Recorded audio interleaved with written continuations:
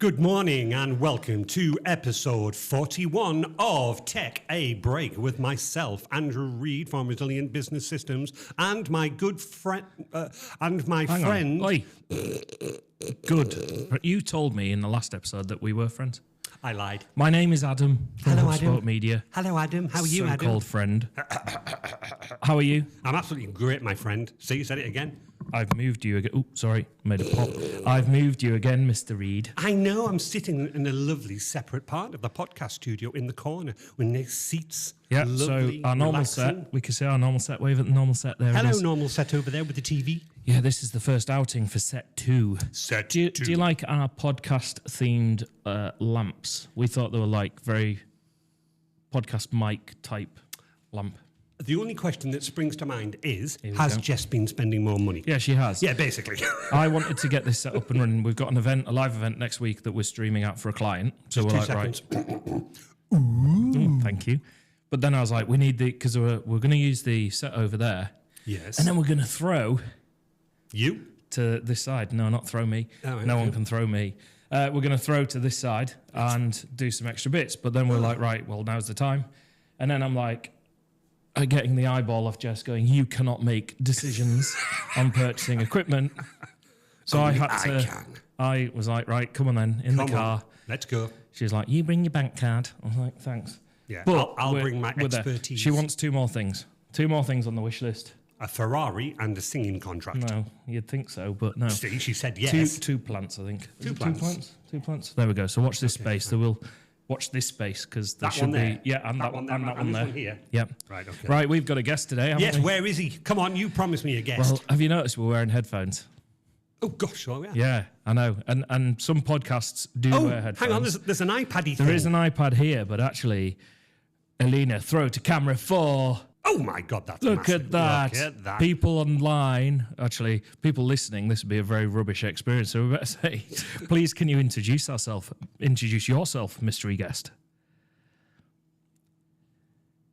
Mystery guest is Rob Clarkson from, living in New Zealand. And I used to live in the same village as Adam back in the day.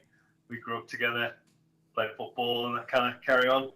And then, moved out to New Zealand 2008. And, been here ever since. Moved out to New Zealand as in, me and him went backpacking and he never came home. Well, if I was with you, I'd probably wouldn't. Thank you. Second dig at Adam. So, Rob, today, obviously I was in New Zealand. Yes, Rob of is course. an extremely good friend of mine, but Rob is here for a purpose, not just to say, see, Adam's got an evidence of another friend. Do you remember that? Hey, that's 4 friends you've got. 4 friends, yeah. Yeah, he was criticising my friend choice, Rob. So, no, this is friend number 4. But friend number 4 has a particular set of skills. You said it in such a way that it almost sounds devious. Yeah. Well, it's not Liam Neeson to begin with from Taken. But, Rob, tell us a bit about what you're here to talk to us about today, please. I've got a small startup that is a payment system that enables Bitcoin payments for merchants. So you can, as a Bitcoiner, you can turn up to a Bitcoin accepting merchant, you can pay them in Bitcoin, and then they receive dollars in their bank account the next day. So the merchants can accept Bitcoin without ever going near the Bitcoin, which is pretty cool. And what's more, we don't charge anything for that. So if they type $20 in, they get $20 into their bank account the next day. So it's pretty good. Just 2 seconds. So I guess my set of skills. Can I just say it's taken 41 episodes, and I'm just instead of looking at you. Sorry, if you're watching, you're seeing us looking off camera. We've got an iPad just below the cameras, but I was just watching Andy's face because I was like, wow. Yes, because normally Andy out-texts me. In fairness, however, today one-upmanship. I just saw stuff going over Andy's head, and I know that he's got so many questions, which is great. I'm buzzing for questions, but I'll let Rob continue. Yeah. So payment system, new startup. That's right. So it's Bitcoin, and the idea is that we've got this better form of money, and that's probably arguably better. In my opinion, it's better, but other people might not think it's better. And the main reason it's better is there's 21 million Bitcoins ever, and so that's an improvement over the current system, which is like how many pounds are there in existence or will ever be in existence. What's the answer to that question? Who knows? That's the answer to that question. £1.73. Yeah, because you can print money, right? So, so this is where he's coming from. But I think the key thing, and me and Andy touched on this, we did cybersecurity in the last episode, and we talked a lot about that. And I've had people trying to sell me Bitcoin, Rob, and I did give a word of, I'll see how you're smiling. I did give a word of caution, saying just because it's Bitcoin or crypto, like it doesn't mean it's a scam. For example, like it's a bad currency or a bad option. I think it's got a bit of a reputation at the moment of being something the bad guys use, in air quotes. Is that true? Yeah, that's true. It's very true because Bitcoin transactions are irreversible, and they're also not anonymous but pseudo-anonymous. So that means that it can be quite hard to track down where the Bitcoins have gone. So that makes it actually perfect for criminals because they could, obviously, if they're taking their ill-gotten gains into a bank account, well, that can be traced through the banking system. Whereas if you take them to a Bitcoin account, it's not that they can't be traced, but it can be a bit harder, basically. There you go. And I was saying it's like using a vehicle, though. You could use a vehicle to drive around legally and do peaceful activities and this, that, and the other. Or you could use a vehicle and use it for nefarious activities and go from there. So, Andy, have you got any questions that kick you off? Where do you want to start? Unbelievable. So first of all, incredible, Rob, in terms of what you're doing. So really, really pleased in terms of that. So obviously the first question that I've got is, are you still friends with Adam? Thanks. Yeah, we have a tumultuous relationship sometimes, don't we, Adam? No, we don't. Yeah, it's it's survived through thick and thin. He can't accept hugs. Adam used to always like having the map when we were traveling around. He always had to be in charge of the map.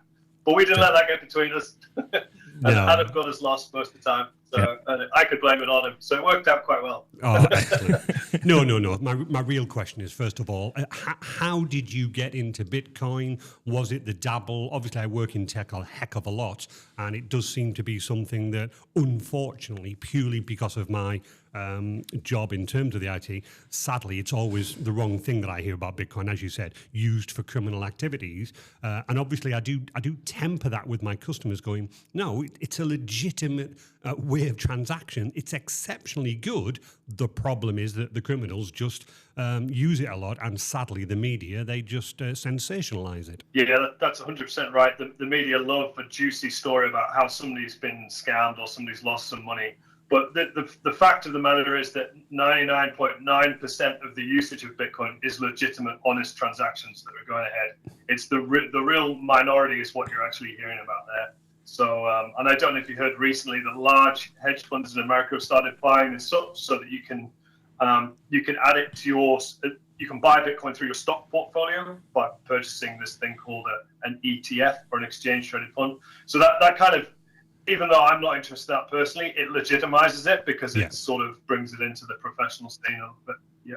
No, that's really good. Really good. How did I get into it? Well, I first heard about it, and like everybody else, I think hears about it. I thought it was a bit silly. I just thought it was a joke, or it wasn't going to work, or I imagined it was like a very simple model, like some guy had a list of Bitcoins on his server, and you could just see a number in the database. And then I read the technical document, the white paper.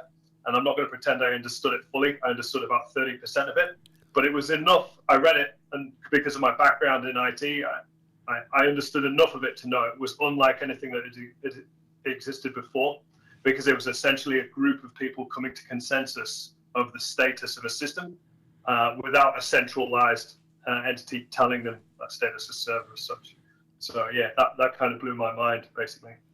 Right, and again, incredible in terms of what it can do. Do you believe that it eventually will grow in popularity, and whilst it probably will never replace physical money or credit, but will it become more and more prevalent in days to come? Yeah, I think so. I think it's starting really to prove itself as a savings technology, so that if you want to save for the future and store your wealth, as long as you're able to weather the short-term volatility of Bitcoin, which can be quite significant, you can have big swings up and big swings down. But if you zoom out kind of long-term, it's kind of holding its value quite well. And so a lot of people are seeing it as beneficial to save their money in it. And then the next step is the medium of exchange, or the payments. And so Bitcoin has this new upgrade called the Lightning Network, which is what we're using to enable merchant payments. And so I do see adoption on that growing rapidly, and that's primarily what my business is focused on, increasing adoption of Bitcoin as a medium of exchange or using it for payments. I think just to add, let's just say this, there's no financial advice in this episode, if we just make that really clear before we get into trouble. But it's interesting that Rob says, about going up and going down. Rob, what's that picture on the wall behind you, and have you put that up especially? You have, haven't you? Yeah, this is my Bitcoin roller coaster, and it's because of the big swings, it can get like kind of a bit stomach churning, especially if you have some like a bit of money in there. You kind of go, oh, where's it going? But it's sort of like riding a roller coaster. You kind of get used to it, and when you zoom out for the long term, you just start enjoying it, and so the swings don't really affect you so much. So it's like my sort of little picture there. It's from my favorite Bitcoin artist, who he has it, and you can get this one that turns so that when the market's going down, the roller coaster's like pointing down, and then turn it back up, and the roller coaster's going up. So describe the picture on the wall. There is a little roller coaster cart with a Bitcoin character with their hands in the air, hands in the air going. Woo! It's currently going up the slope, Rob. Yeah. Does that change daily? Yeah, so no, I'll leave that one. But yeah, so obviously Rob has a tremendous understanding of Bitcoin. In terms of how I would view it. He might argue different, saying he didn't understand the white paper. But I think the important thing is, when Rob was back in the UK, he wanted to shoot some videos on a Bitcoin course, correct, Rob? And well, it was great for me because I got to hear it firsthand while we were shooting the videos. Yeah. And he goes into, how we view currency, like takes it right back. So let's just step away from Bitcoin or this, that, and the other, just how we view currency, how we look at it. So it was a really interesting take on, for me, my introduction to what it all is, because I think part of it is it's hard to understand or visualize or kind of grasp when they're going, well, it's a digital currency, what does that mean? But there's a great story that Rob's told me, and I want you to hopefully remember it. It's about the phone cards. Rob, do you remember that one that you told me? It was about how back in the day, a while ago, when you used to go traveling to mainland Europe, like France and Spain, you'd phone back home. Is that the one? Yeah, that one. You'd phone home, and it would cost a lot of money. And basically, you'd be putting francs into the phone box quickly as you're speaking to somebody, and you'd be having a kind of hurried conversation. Is the house all right? Is my granny all right? That kind of thing. Whoever you were talking to, and then these phone cards came out. And instead of what was going on, the phone cards made it 10 times cheaper. So you'd buy a phone card, you'd put a franc on it, and this time you'd be able to speak for 10 minutes without worrying about it. And what had happened is, under the hood, the technology had changed. Instead of you speaking directly to somebody through the telephone system, the phone card, and you would ring somebody locally. The phone call would cost you to ring locally. You'd talk over the internet, and the phone card would enable that. And so it was like a local phone call, and then the internet, and then another local phone call, and it was all happening without you realizing it. You were just using a phone card, but the end result was it was 10 times cheaper to speak to people internationally. And so that's a sort of an analogy for how Bitcoin's going to enable us to transact cheaper, because your money will go into Bitcoin. The Bitcoin will zip around the planet as quickly as it does, and then it will come out into another currency somewhere else, and that will be 10 times cheaper. I thought that was a really good metaphor. So the internet part of that phone story. So basically, I think back to in the 90s. Do you remember the phone cards? Yeah, definitely. So voice over IP. Yeah, you the very first, offer those services. I offer these services, yeah. Exactly. What I didn't know, and I never could work out why it was cheaper, and it turns out back then we were using voice over IP, we didn't know it. No, it wasn't prevalent back then. So as far as you're concerned, you were just using the phone. Using the phone, yeah. Yeah. So then when Rob was comparing that, and I think, people say history has a habit of repeating itself and stuff like this, it does give you a good idea on how Bitcoin could be used as technology in terms of transferring currency and things like this. No, absolutely. I think it's incredible. So tell us a bit about your new startup. Yeah, well, when did you go? Well, I know the answer to this, but when did you go live? It was March 18th of this year. And so we've we've just started small. We're only operating in New Zealand because that's the only place we have a bank account. It was quite hard to get the bank account. The banks aren't too keen on helping a company like ours out. They say it's quite risky, and I guess there is a bit of risk involved. But there's mitigations to those things. But I don't know. It's quite hard to talk to the banks about that kind of thing sometimes. So so it's going quite well. We've got I think we've got like 100 users now, which is great, and we're starting to move a bit of volume, so that's great, and everybody seems pretty happy with our service.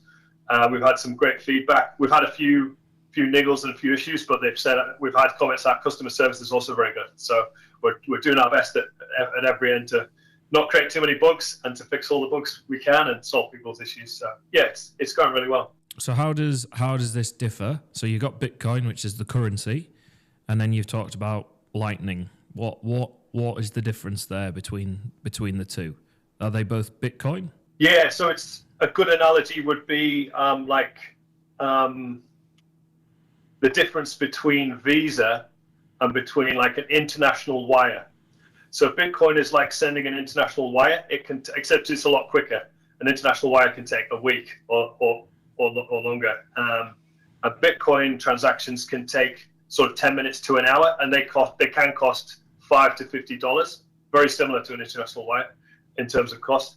And then Lightning transactions are instantaneous, so just like a Visa payment, they're immediate, and they only cost a fraction of a cent. So that's a bit different to a Visa transaction as well, because a Visa transaction can be like 1% to 3% charge, whereas the Lightning transactions are fractions of a cent, or fractions of a penny, I should say, to translate that to UK currency. But so it's a lot quicker and cheaper. There's no chargebacks, so you know how you pay with a Visa, and you can sort of ring up and go, I didn't do that transaction, my card went missing or whatever. There's none of that on the Lightning Network. So once you've made a payment, it's final. So the merchant can be confident that they'll have the funds at the end of the day. Okay, so your startup specializes in these Lightning Network payments. Why do this method as opposed to just doing your Bitcoin transactions? What are the benefits? Yeah, that's a great question. It's like a second layer. So you know how you've got your HTTP, and then you've got your HTML, and you've got all the layers. You know, your Ethernet down the bottom. So it's the same with Bitcoin. We've got this slow and steady, what you'd call the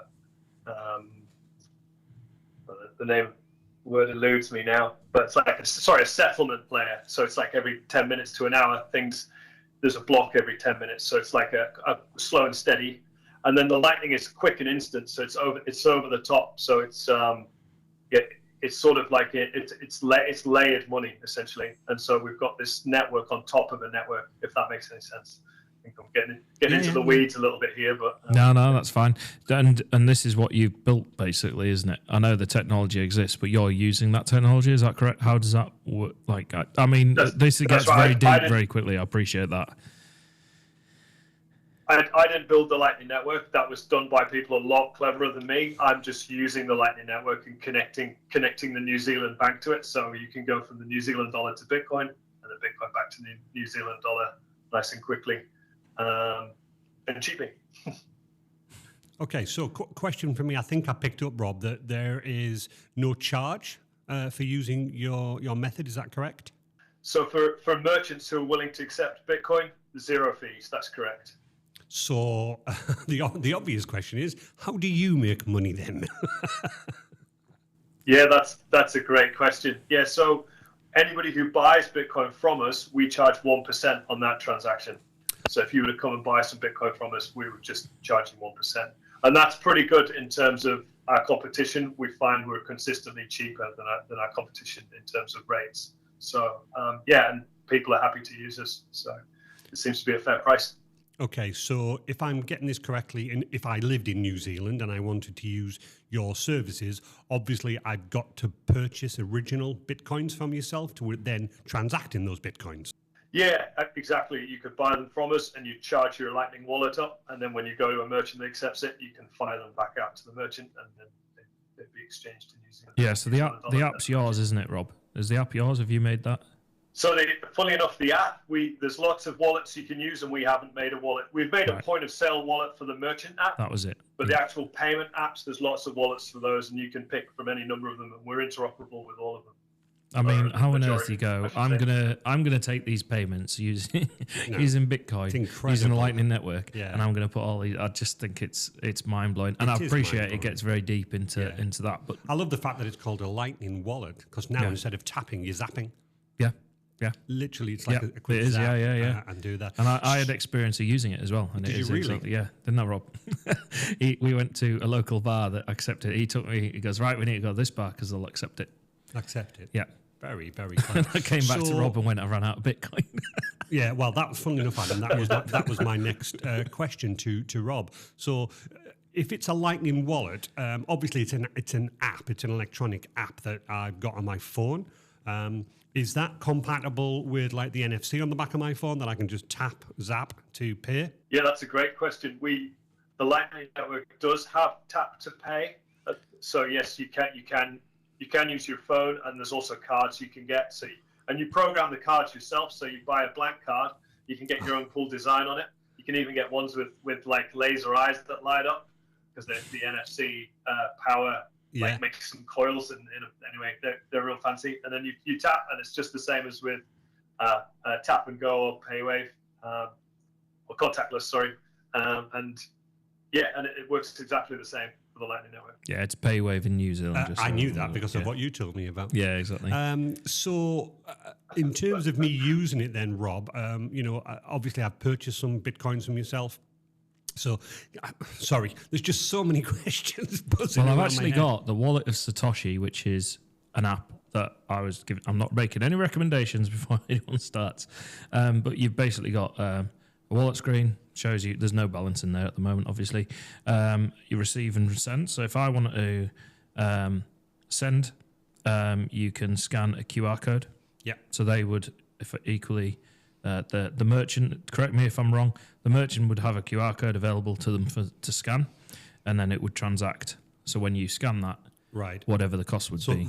You may have just answered my question that I was going to ask Rob. That app then obviously says, this is your balance. I'm running low, and therefore I have to go back to Rob, and I have to basically top up.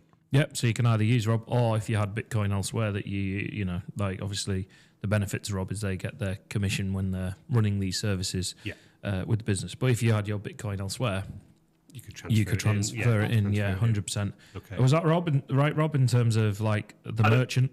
Yes, Adam. I was going to say, crazy idea here. Let's see if I can send you some through the webcam.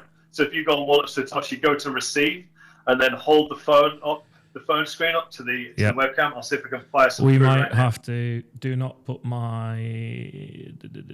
Let me think. No, this won't broadcast, so that's fine. Yeah, that's okay. I don't want to broadcast the wallet across the internet. Right, 2 seconds. Take it off. Oh, I see. Okay. Yeah. So just while Rob's Rob's just about to do something. So when he scans this particular thing, move it to the left. That's it. There we go. Nope. Further up and left. That's it. There, hold it there. So, oh no, you've done it. Okay. I've sent you some right now. There we go. So what they're crazy. That is just crazy. That is crazy. So I'm now off to the shops, Rob. Thank you for that. And I'm going to spend Adam's Bitcoin. But that's incredible. So just for our listeners who are listening, Adam went up to the iPad that we are currently showing Rob. He showed a receive QR code, and then Rob on the other end in New Zealand scanned that QR code, and literally, your app now went, I've got some Bitcoins. I'm rich. So one of the questions there, Rob, is that it says, I won't say the amount, but it says SATs at the other end, SATS. What's that? That's another great question. So sending whole Bitcoins, a whole Bitcoin is currently worth around $65,000 each. So I've got one of them. We don't use Bitcoins as a denomination. Yeah. He didn't send me one Bitcoin. To tell you how much I don't have a whole Bitcoin to send you, but if I was to send you a whole one, so if I was to say how many Bitcoins I'm going to send you, I'd be like, it's 0.00000012 or something like that, you know? And so it's pretty silly. So instead of that, the smallest denomination of a Bitcoin is called a Satoshi after the inventor, and there's 8 decimal places in Bitcoin. So a single Satoshi, 100 million Satoshis is equal to 1 Bitcoin.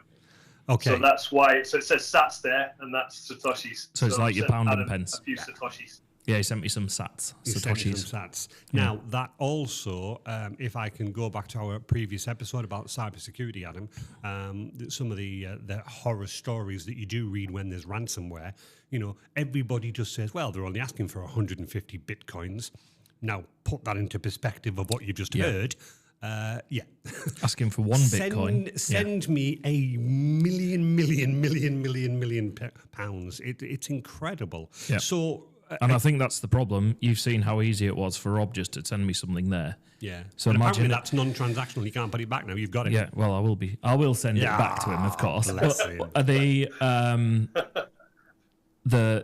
The reason why it can be nefarious is just like that. So if Rob was like, I want to get that back, he's given me it. Yeah.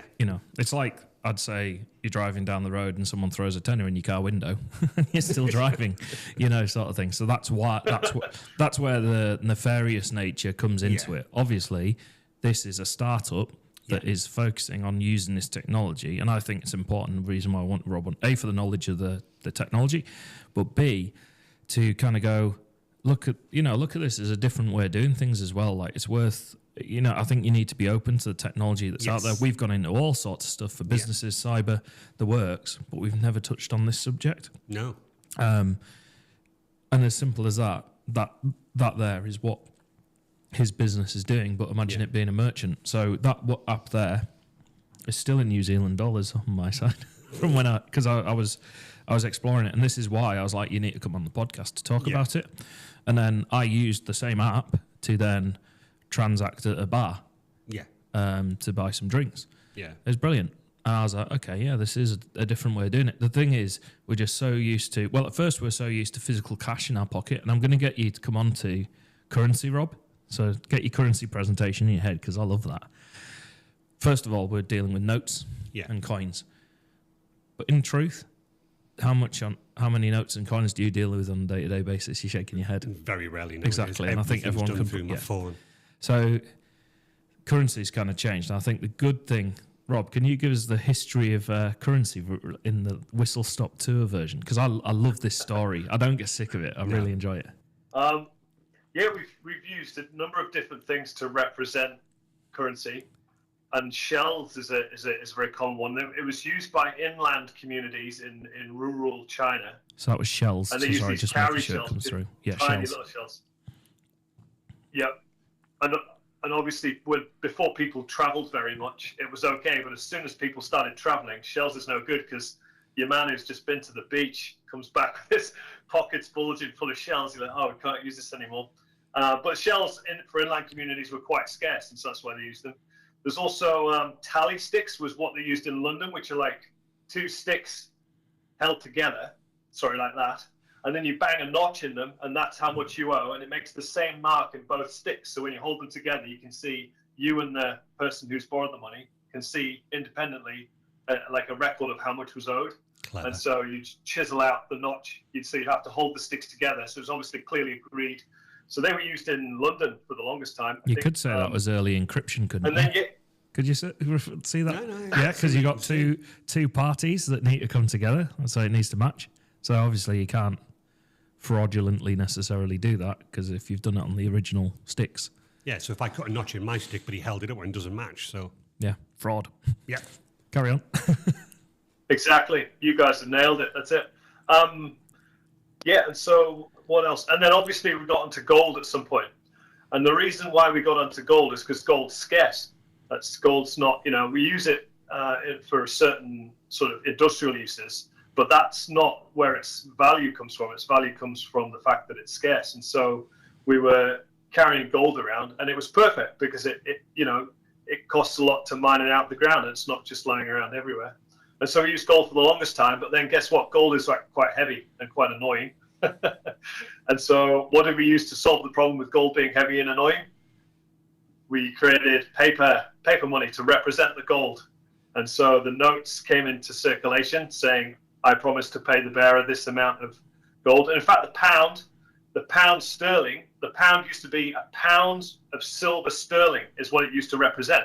So if you took up £1 sterling to the bank, you could get a pound of silver back out of the bank. But then, of course, at some point, they disconnected the sort of you being able to get your silver or your gold back for the money. And at that point, what became known as fiat currency. Have you heard of that term before, fiat? No. It's not the little Italian car. That's although they get quite upset about people talking about people getting angry at fiat. Fiat is a Latin word for let it be so, or by decree, which just means that whoever issues the note says this has value. They're just saying it has $10 or £10 worth of value, which is quite mad, really, if you really think about it, because like, what is that value, and how are they able to give it that power, and lots of questions. And then and then Satoshi came along and he said, how about nobody is able to print money, and so you can use Bitcoins if you want, but it's voluntary, and the value just fluctuates just like the value of everything else. And so here we are. Yeah, but I think the thing is, a few steps there. There's two differences in terms of, yes, because everyone knows the value fluctuates with Bitcoin, and sometimes it's worth something, sometimes it's worth more. However, what I like about the way Rob talks about it is he's looking at it as a model of transacting. He's not necessarily going, it's, a lot of people look at Bitcoin, think it's an investment thing or a get rich quick type thing. Yeah. I think, and please, by all means, correct me, Rob, but you like the idea of, it's a finite amount of currency, and it's kind of democratized or decentralized is the word, isn't it, Rob? So just what then is the difference, and just maybe you might have touched on it, but just a bit deeper on what's the difference between your traditional fiat currency and then a decentralized currency like Bitcoin? Yep. So that's another great question. So in a fiat currency, the Reserve Bank of the country prints the money and decides how much money is in circulation. And they do that. They have an inflation rate, which can vary depending on how much money they feel they want to print. And they print the money to sort of solve short-term problems. So let's say we keep everybody indoors because there's a lockdown. Well, we better print some money to give them some money so that they can still afford groceries and that kind of thing. Whereas Satoshi said, here's the deal. There's going to be 21 million maximum ever of the Bitcoins, and nobody's able to print more of them. Nobody can decide on a whim. That's the maximum amount. And then because there's a maximum amount, the supply is fixed, 21 million. And then the demand for them grows and shrinks. And that's what causes these, price increases and price decreases, depending on whether people are interested in buying it or interested in selling it. And so, that's the biggest difference between fiat currency, is that there's infinite fiat dollars and pounds. They can just keep printing forever. And the amount in circulation can just keep going up forever. There's no limit or no stopping them. And with Bitcoin, there's 21 million guaranteed by the network, which is decentralized. And so no one person, you can't turn up to Bitcoin and say, I'm going to add some more Bitcoins, because everybody else on the Bitcoin network would say, no, you're not. And so you can't do it. Yeah, and so I think that's it. That's really. And the prime example about printing more money is the inflation statistics that we hear. Yeah. So when you hear those inflation statistics, was it 2% yesterday? I think it was announced. Like, it's fallen. Yeah. But it's still 2%. So, i.e., money has still been printed, and I think that's just to kind of ground that in there. I think there is a bit of a thing at the moment, because obviously Bitcoin is kind of, whilst it's valued, obviously it's valued when you then cash out. I think there's two battles here potentially, Rob. Would you agree? There's like using your fiat currency to buy the Bitcoin currency, and therefore you're wanting it to have worth in your traditional currency. But then on the other side, imagine if it was adopted, so just take it to a small island for a second and everyone's using Bitcoin. That's where, it would be finite, as in limited, and people can transact that. Okay. Question, Rob, is the value of the Bitcoin, is that centrally controlled, i.e., the Bitcoin in the UK is worth £1. Obviously, I'm really simplifying this, but then I go to another country and it's worth more than £1. Yeah, that's a great question. And the value of Bitcoin does depend where you are. So if you're in a country with tight capital controls, say you've got a dictator in power and they're deciding, and they're deciding things like the price of stuff, then Bitcoin can be worth more in that country because more people want to buy it. So typically, places where they have capital control, so places like China, and I'd imagine North Korea, and maybe Iran, or maybe not Iran, these countries buying Bitcoin will probably have a price premium on it, and it will probably be worth a bit more in those countries because they have less freedoms, and so having Bitcoin would be a bonus. Whereas, yeah, you're right. So in answer to your question, no, it's not centrally controlled. The price of Bitcoin fluctuates on the open market, and the markets are globally. So in every country, there's an open market of people buying and selling Bitcoin, and the price is just determined. It's discovered. They call it price discovery. It's discovered on the exchanges with the buying and selling. Right. So if I had some Bitcoins in my Lightning app here in the UK, you're telling me that dependent on the UK and all the variables and all the statistics around it would tell me whether my price of my Bitcoin is going up or down. Yep, you could go to the local exchange. I think there's one coin called Coin Corner in the UK, and you could have a look on there, and you'd see the price of Bitcoin fluctuating in pounds, and then you could sell it for pounds there. And then if I go to my local exchange in New Zealand, which is LightningPay, which is me, you'll see a price written New Zealand dollars, and you'll find that they're fairly close. Right. But depending on how much it costs to get money backwards and forwards, there could be a slight variation there in the price. Okay, here's another really interesting question that I've just sort of like thought of.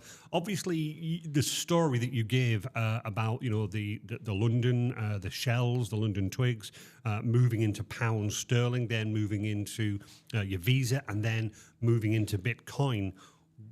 What's the next thing? I mean, obviously. I'm a huge Star Trek fan, and in those worlds there is no currency because people have said it's pointless now. Everybody's equal. Everybody can have everything. Everybody can do anything. There is no value in money. But two questions: what do you believe is the next step of Bitcoin? And do you ever believe we will go to a point or where you go, no, we don't need money to do anything now? Yeah, this is an awesome question. Yeah, and it's something that I contemplate occasionally. till I fry my brain. But I believe Bitcoin is the last iteration of money because I think we've solved it, and I think you're right. The only other way we could get better than this is we don't need money at all. But I've talked to some economists who say, no, Rob, unless you're living in communism, we're always going to need money. So while I like the idea of the Star Trek replicators and having free credits, the fact of the matter is, and I talked to this philosopher about it as well, this Bitcoin philosopher, I said, will we always need money? What if energy was free and ubiquitous? And he was like, what are you talking about, Rob? Energy will never be free and ubiquitous. And I was kind of thinking, well, what if you had a Dyson sphere around the sun and it was capturing all the energy of the sun, and you had self-maintaining robots fixing the Dyson sphere, so nobody had to do, but it's like somebody's always had to set this up, and somebody always has to be responsible for it, I think. So I don't know. It's something I wonder about. I can't answer that question. That's how good a question it is. I don't have the answer to it. Did you hear that? That's how good a question it was. Yeah, no, it was a good question. Sadly, I'm going to have a break now. You need a lot. You don't have any meetings today. I'll be useless. I'll be gone. That was your moment for the week. Maybe the entire 41 episodes of the pod. Anyway. I've never liked you. I think the key thing that I like about it is, and I draw many comparisons to early days of the internet. I know Rob has done that in terms of, looking to the emerging technology. And it's well established now, but it's still viewed as an emerging technology. And you think back to internet specifically in the 90s, who was that was waving? Nick. All right. Nick was waving. You didn't recognise because he wasn't hobbling anymore. No, he wasn't. Basically like internet in the 90s. Yeah. It was new, and I told you the story about shopping online. Yeah. And people are going, how are they going to... How do they deliver the book How through is the book going to come through the screen? Yeah, how is the book going to come through the computer?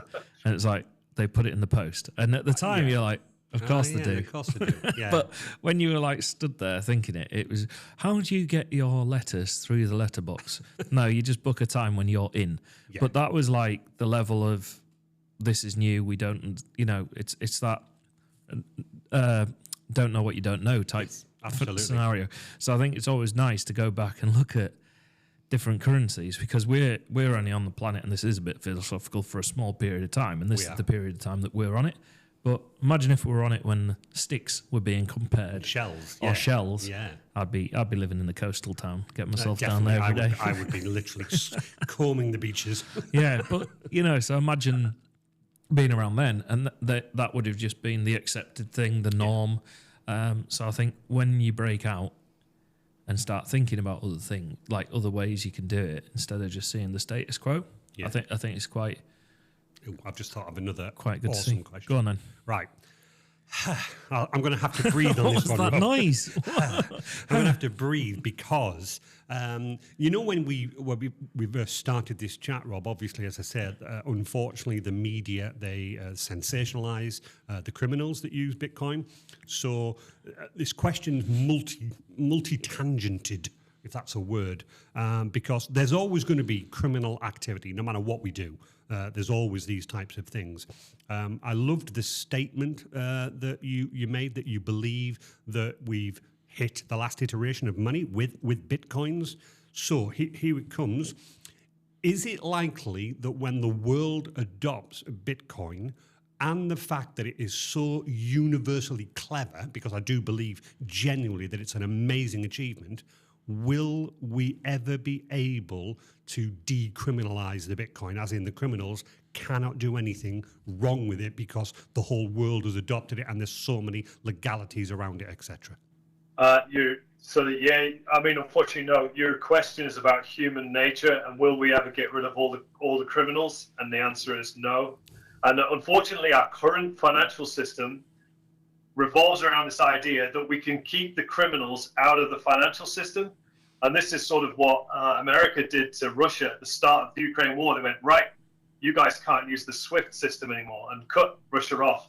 And so what Russia then obviously was like, oh, okay, well, I guess we won't use the SWIFT system anymore. So it's like Bitcoin, there's a saying in Bitcoin, it's Bitcoin is for enemies, which is a crazy saying. What it means is you could 100% disagree with somebody and you can still transact with them on Bitcoin, because you cannot stop somebody from using Bitcoin. You can try your might to cut off their internet and to turn off their power and all that kind of carry on. That can be done, and it can be banned, inverted commas, by the country.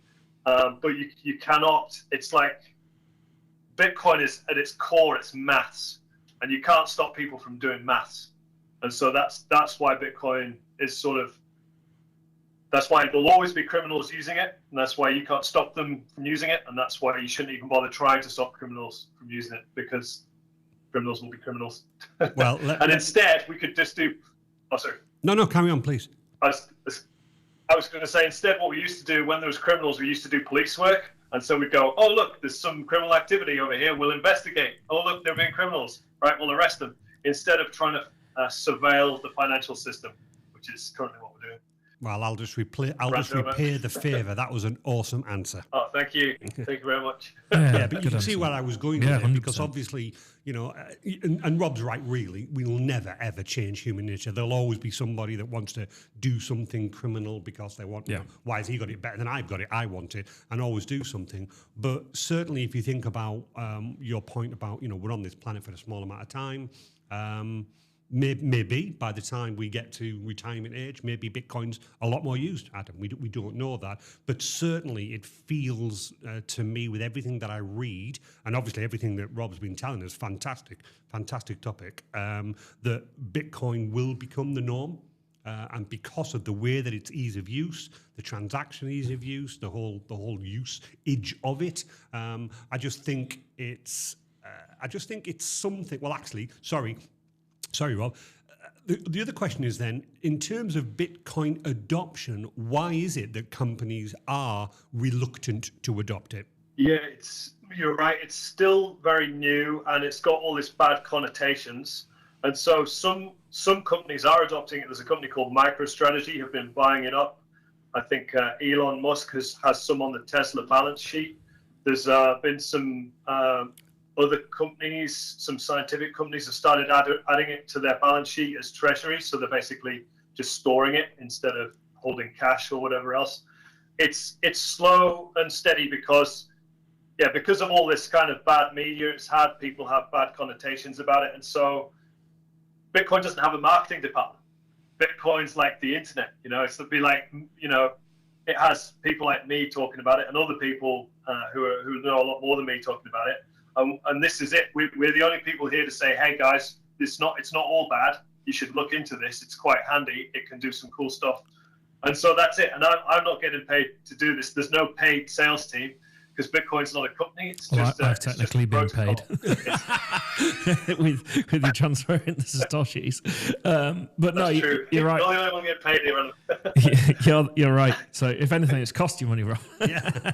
So I think the key thing for me and the reason why I wanted to do this is it's a real world example. Yeah. Because I mean, if I hadn't talked to you about Bitcoin in the last 2 months, because I've been priming Rob coming on. If I hadn't talked to you, what positive news stories have you seen on Bitcoin? Zip. Zero. Yeah.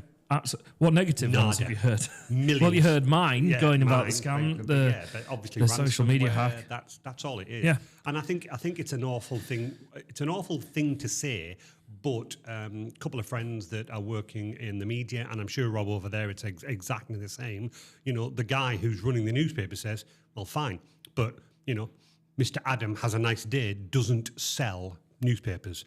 Mr. Adam gets scammed by Bitcoin, sells. Unfortunately, the media nowadays, they sensationalize everything.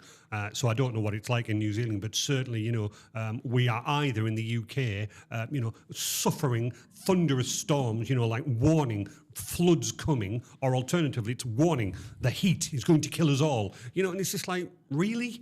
But that's what they do. They sensationalize it. And as you quite rightly said, if you look at any criminal activity, it's, don't get me wrong, it's happening every day. The point is that one person gets scammed by the Bitcoin people and suddenly the newspapers splatter it all over. And yet it's a minus percent. Like 0.00 of worth of whatever, that's actually a bad story. It's just like, no. And they're just using Bitcoin as part of their toolkit. Absolutely. That's all it is. Before Bitcoin came along, it was like, pay me $1,000. Yeah. And it would still get the news. The problem is it now seems to be that it's Bitcoin is evil, like sort of thing. So the reason why I wanted to get Rob on is partly to go, right, here is a really real world example of people transacting in Bitcoin. And I think just to come to that, towards the back end of this, Rob, how has that initial period been? You've said you got, was it 100 odd customers? Yeah. So how's that period been for, the customers? How, are people wanting to transact with them on Bitcoin? I know when you're going to shop with Rob, he's always looking, do you take Bitcoin? Yeah. And it's, and he's always asking the question. It's brilliant. He goes, but do you want to take Bitcoin? Is usually the next bit. But so how's that experience been? Because I'm sure that you've been working with people. What types of businesses, I suppose, are you working with? Yeah, we're primarily looking at sort of retail businesses that do payments up to $1,000, but we can process payments of up to $5,000. So anything from like bars, cafes, restaurants, butchers, greengrocers, hairdressers. All the kind of ones that you can sort of walk into and just and pay for a good or a service is primarily who we're interested in,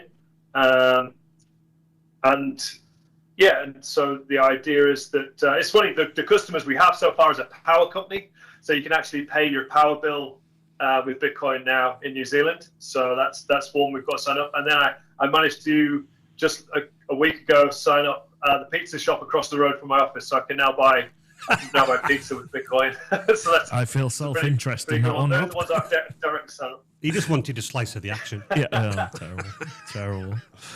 So really, you're, I suppose, would you say you're kind of paving the way for businesses to understand how they can use it, and then you actively put it in place? You've got the mechanisms there, obviously, to support them with that. Yeah, I mean, my theory is if you understand Bitcoin enough, you'll want to accept it. And so the problem is that businesses, it takes a while and a lot of research to figure out that the Bitcoin is beneficial to you. And so we can get a stepping stone there by you can accept Bitcoin and receive dollars without any risk and get the full amount. And so that's like a stepping stone before just accepting and keeping the Bitcoin.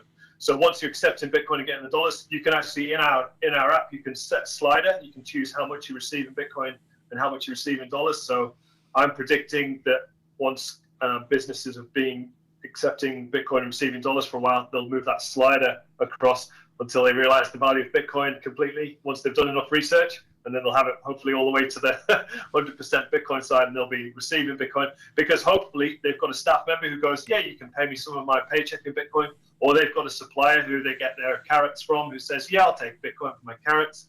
And so at that point, we're kind of bootstrapping a Bitcoin circular economy. And instead of us losing 2 or 3% on every transaction, we're just losing fractions of a cent or fractions of a penny on every transaction. Yeah, I think it's a really good way of doing it. You like in terms of, and this for Rob, whilst yes, it is a business, I think we can clearly see the benefits, the benefits, the passion around it as well, definitely. The technology, the understanding, but then I think helping people adopt it. I mean, like you say, Rob, I suppose you are a spokesman of Bitcoin in some regard. Not Bitcoin just exists. It's not, it's not employing anybody or anything like that. Yeah. So by Rob engaging with the businesses, but that doesn't get the headlines. No, that's what's so frustrating. You're talking about buying carrots and paying for your power bill. So I appreciate we're coming to the end. So final question is, how can Resilient become your UK provider? There you go then. How can what, sorry? How can my company Resilient be the version of you over here in the UK?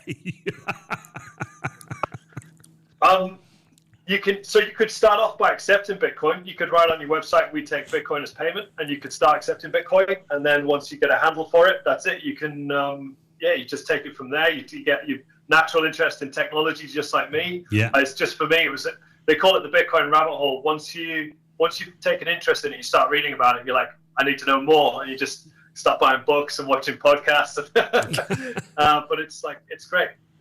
There's always something more to learn, so it's good. I've got a question just before. Obviously, you're talking about businesses and you're talking about that and how you could take Bitcoin. What's the response been with accountancy firms and things like that? Have you heard any of that? Yeah, so my friend said he'd spoke to his accountant to talk about buying Bitcoin through his business, and his accountant just said, don't do it, because it does add complication to your books, because if you accept Bitcoin and then you sell it at a later date, there's like a difference between that, and then that has to be calculated because that's your profit or your loss, and then so on and so forth.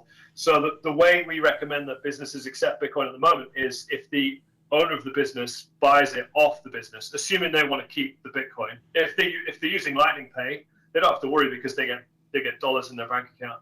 But if you as a business want to accept Bitcoin, you can keep the Bitcoin by basically the owner puts the pounds or the dollars into the business and then just keeps the Bitcoin. And so it keeps the business books stay nice and simple, and then the owners stack in sats, as we call it. Like it. Stacking sats. Yes. Yeah, so what I would say, and this is just on the financial front, just check with your accountant. Check with your accountant. Because we don't want to bring ourselves into any disrepute. I think, I think it's a fantastic technology. I've gone down the Bitcoin rabbit hole a bit because you get talking to this guy and you're like, hang on a minute, so what about? And for me it's been a really interesting thing, and then seeing it coming into businesses and this, that and the other. I suppose it is the early days, in air quotes. I mean, it's not the early days, it's more formed, but maybe in a few years' time, me and you'll be sat having a beer when Bitcoin has revolutionized the world, and we were there with Rob at the start of it. Yeah, exactly. So, Rob, big round of applause. Thank you so much. Fabulous, mate. Fascinating. If people want to know more about what you do, how do they find you on the internet? Yeah. Rob's just going, they're breaking up. They're breaking up.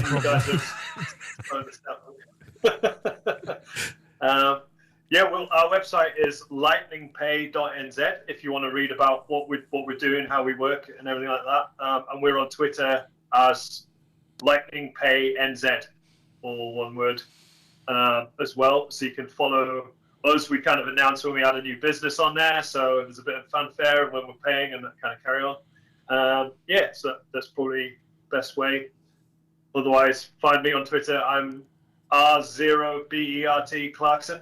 So that's Robert with a 0 for the O. So you can find me on Twitter as well if you're interested. Come say hi, ask me a Bitcoin question. More than happy to answer it. Yeah, thanks for having me on, guys. Really enjoyed it. No, it's been great. Thank you. Stunning. You've outdone me now. I've got to I've got to do something incredible to outdo that. I don't know. We've had some great guests on, but obviously this is just completely different to what we've been doing. I'm fascinated. Very technology related, and I think we could talk for hours in truth. All I'd say to finish off is no financial advice has been given by us in this video, so please make sure you research your financials, Bitcoins, whatever you want to know about. Make sure you do the appropriate research with the appropriate regulated bodies, please. Yeah, exactly. What are you doing this weekend, Rob? That's what we always start with. Rob, what are you doing the weekend? I'm going to buy some Bitcoin. I knew he was going to say that. But that's financial advice. Okay. What are you doing this weekend, No, Andy? Go on, then. What are you doing? What am I doing? That's a great question. Whatever the wife tells me I'm doing. Get There you in. There you go. Right answer, Rob. Right answer. Mr. Reed, what are you doing? Whatever the wife tells me to do. It's my wife's birthday, so we're going out for a lovely meal. Nice. And stuff like that. So that'll be very nice. But no, more of my programming, getting into my Visual C, doing this, my admin portal thing for automation. So really getting heavy into that. Also, you know that my son took me out for Your Father's Day. Father's Day. We played some darts. You know, we've got a dartboard in the office. We do. For Father's Day, everybody clubbed together. I've now got my own dartboard in my house. Have you? Yeah, it's in the main dining room. We've set it up. And Michelle surprised me. She got me a little present as well because obviously you know the dartboard itself. But if you miss, you're like, oh gosh, I've hit the wall. Yeah. So Your wall is just full of holes. No. She brought me what they class as a ring to catch the thing, but it's got the big bully on it from Bullseye. Oh, is it? It's just everybody loves a bit of bully.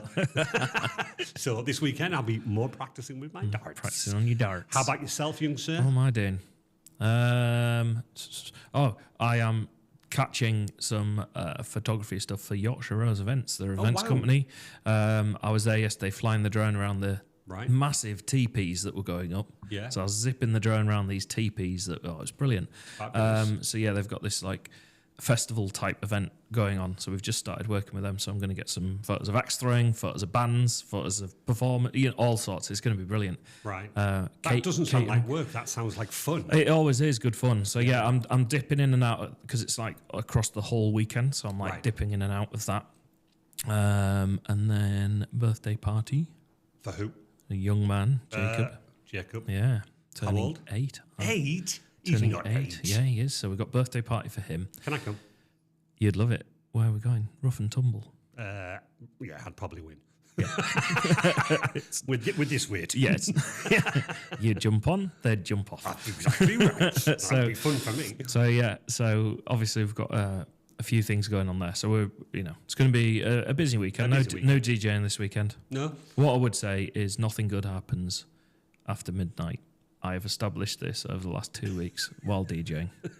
If you're booking a party, finish at midnight. Yeah, otherwise. It just tips over the edge. Yeah, it really does. Yeah. So, yeah. No, sorry, just before we do wrap up, I wanted to ask you a question, if you don't mind. Yeah. How did your trip, where you took your Friday off to go see your friend that was making his own beer? Oh, yeah. So the beer's ready. Oh. And actually, this is themed related. I can't remember. He also was in New Zealand at the same time. No. And we caught up. And the beer, Rob, we have made is called Luge, which is themed on the luge thing at Queenstown. Because we're on the lakeside and we're like, we're going to make a beer. We need to call it something. Luge. So we made Luge. So I was there making Luge beer with him. Trademarked. So it's just don't. It's us messing around. But considering he makes beer at home, I then walked into it And I'm like, this is not your usual tub in the airing cupboard thing that you would expect with a kit. This was like hot water at certain temperatures up on a shelf high, so then it would drain down. We did splurging, there's a good word, where you push water through and it had to come out of pipe. It was absolutely fascinating. Wow. He had spreadsheets galore, and I was saying to him, you need to come on the podcast. Yeah. Spreadsheets galore. Rob, you'd be all over this.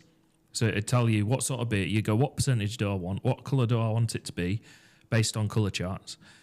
You'd put all these numbers in. You'd then put in, like your barley, your hops, and it'd tell you how much to put in to make so many litres and what percentage that would be. And then you use the thing that I can't remember what it's called, but it's like a little bob thing that you put in a test tube with the alcohol at the end, and it'll tell you where it'll end up in terms of percentage. I was like, this whole thing is absolutely fascinating. So it was fantastic, and it was bottled, and it was bottled last week, and was it 2 weeks ago, and it's ready today, like yesterday. And can you buy it with Bitcoin? Probably not, but I'm sure we could teach him. Exactly.